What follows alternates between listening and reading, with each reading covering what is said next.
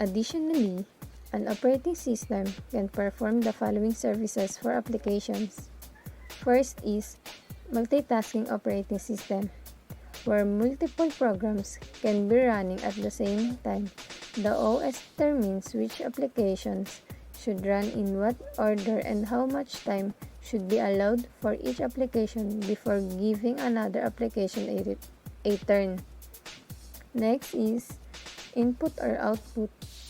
It handles input or output to and from a touch hardware devices such as hard disks, printers, and dial-up ports.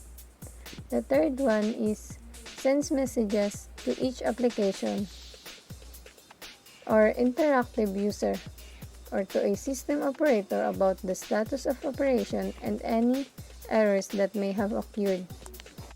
The fourth one is batch jobs. It can offload the management of batch jobs, for example printing, so that the initiating application is freed from this work.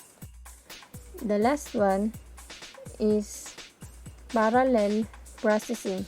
On computers that can provide parallel processing, an operating system can manage how to divide the program so that it runs on more than one processor at a time.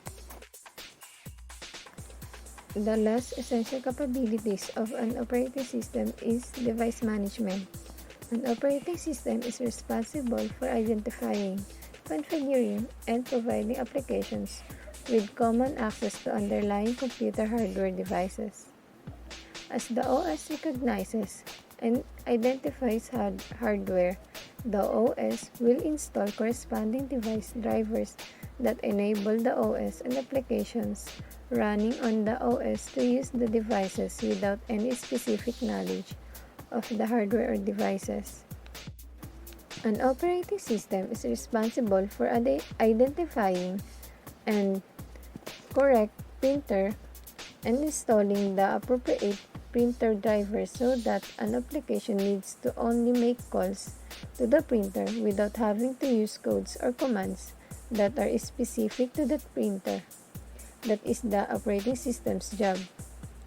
The situation is similar for other devices, such as USB ports, networking ports, graphic devices, such as graphic processing units, motherboard, chipsets, and storage devices such as serial attached SCSI.